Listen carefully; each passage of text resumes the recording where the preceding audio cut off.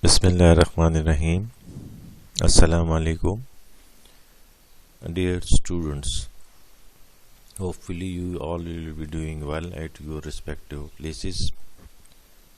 Take care of yourself as this pandemic has now reached to an alarming situation. It will further aggravate the situation across the country and the world.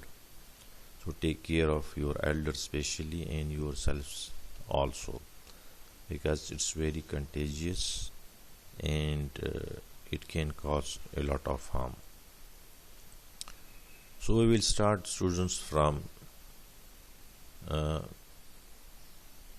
point where we have left our lectures. In today's lecture we will discuss in business law bailment and pledge. What is basically bailment and what is pledge, and how these two concepts are important for the business. As you all know that all businesses are done in a legal environment around the world, in free market economies as well as in the planned or in mixed economies. There are certain laws as how you will make a business legal, how you will register it, what will be the rate of tax on your business, and what sort of products you can sell, and how you will do the different business transactions within the legal framework of a country, which is called the land laws. And the land laws are further divided into different subsections as constitutional law, law of torts, law of property, criminal laws, civil laws, and so many business laws, so many other laws. We will discuss here the Company Ordinance 1984, company laws. All these are different sort of laws. They are formed. The main purpose behind all laws is that the business transaction should be in a smooth way, and things should be done in a way which is very much justice oriented, that there is no foul play or any sort of smell which shows that somebody's rights are violated or he is treated unjustly. If that is the case, then businesses should not come to those countries. You see that a lot of businesses have moved, or they outsourced their businesses to China. What's the reason behind it? The first is law and order piece, then the labor charges, then the low electricity charges, and the business friendly environment provided by the Chinese government, and assurance to the investors that they will provide goods on time. Okay, coming to the next slide, boys. Contract of bailment. What is actually bailment, boys? Bailment is derived from a French word bailer, means to deliver. Deliver what? Deliver goods. A bailment is the delivery of goods by owner to another person for a specific person under a contract. Now you can see, boys, that there are certain terms. Bailment is delivery of goods. Basically it's physical goods. You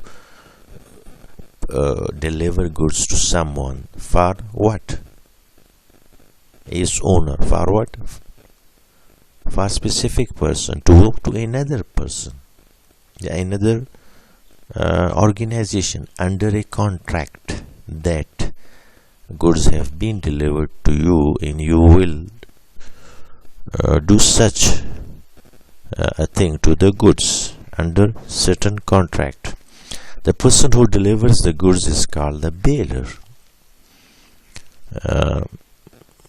The person, the owner of the goods is called the bailer. The person who receives the goods is called the bailee. The person who received goods from the owner under a certain contract is called bailee. The contract between the bailer and bailee is called bailment. Why? It's a legal contract, as we have studied in the law of contract, that in contract there are two parties. They have a certain object. That object is of importance or consideration to both the parties. One party receives some money and the other party receives the thing, but over there we see that the ownership is transferred to the seller, but over here it's not a buying and selling contract. The goods are provided to the other person for a certain specific purpose, and they will be returned to the original owner when that purpose is specified, or they may be further delivered to someone else as per the contract. Now coming to the next slide, boys.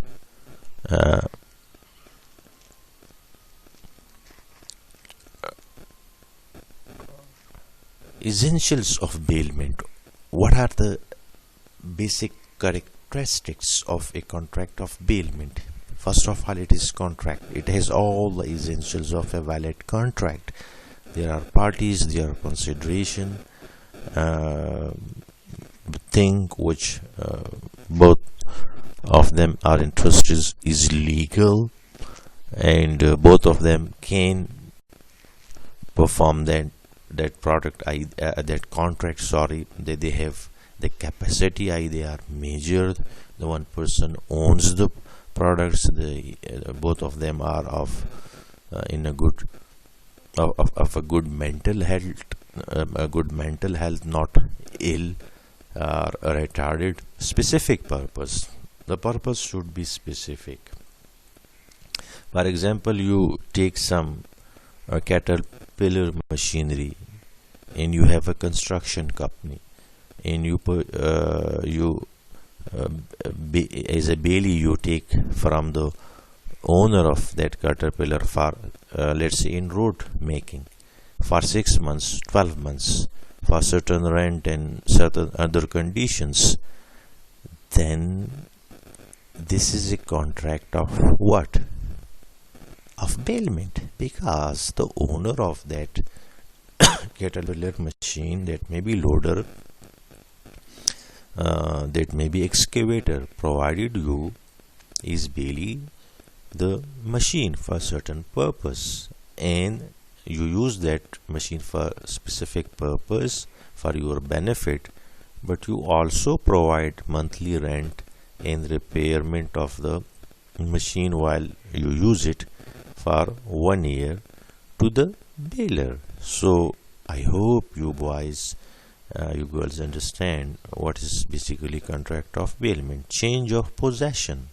Over here you see that there are two legal terms. One is called ownership. Ownership remained with the bailer who is owner of the machine, while possession has been changed to the bailee. The machine is now in custody of the bailee, who is not owner, but he possessed the machine for certain specific purpose. Return of goods, as I have told you, after that specific purpose is fulfilled, then you have to return the goods to the original owner, and that owner is bailer, and you as user of the goods is called bailee. So these are essentials of a contract of bailment. Boys, students, hope you are moving with me and you are understanding the concepts which I want to that you should understand.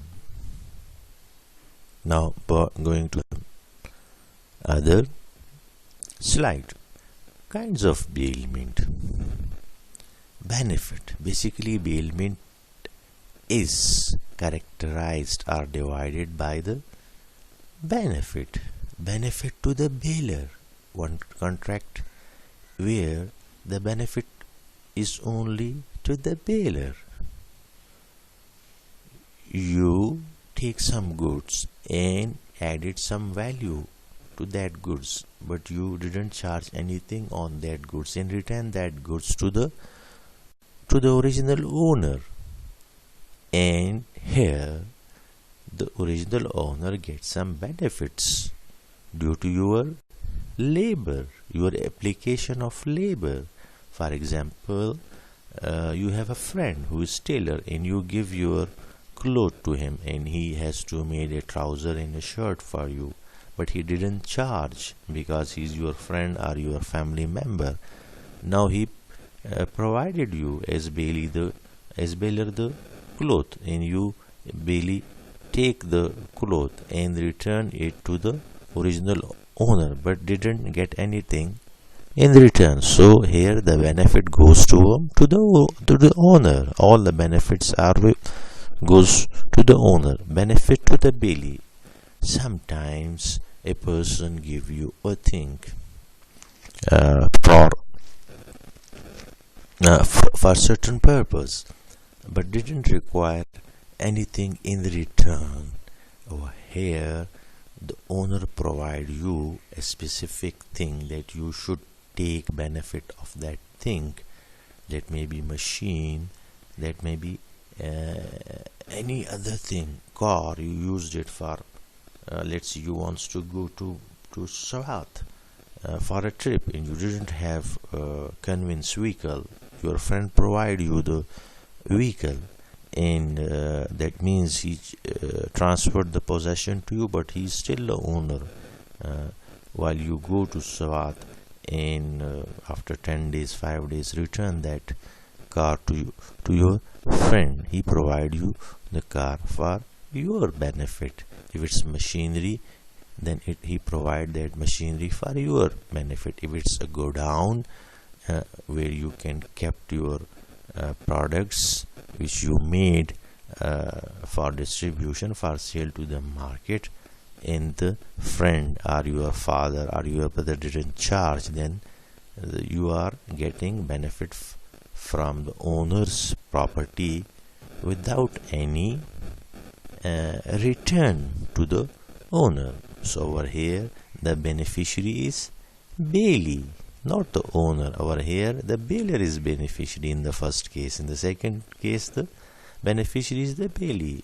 While in the third case, normally this case is the most prevalent in the business circle, is that benefit to both bailer and bailee. As I have told you in the first case, that you own a caterpillar machine, boys, and you rent it out to some construction company. So the construction company is bailee, you owner of the machine, and you provide that machine to the construction company in return for some money, monthly or in lump sum.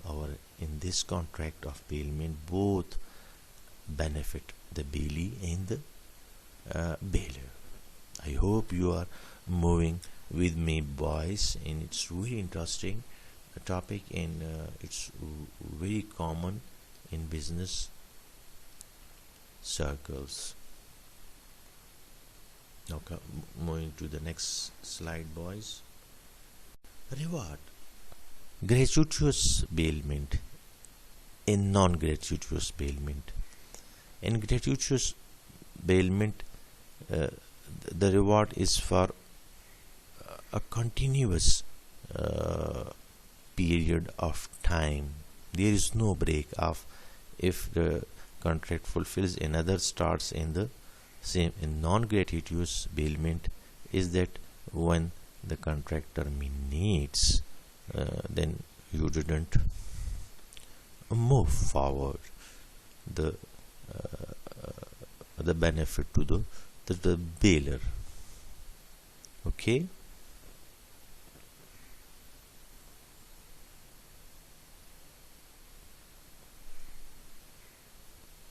I hope you boys have understand today's topics. We will very elaborately have a class discussion on these topics, and hope you will go through these slides before the actual online session on MS Teams, and come up with some good and challenging questions which I would like to answer and appreciate your contribution.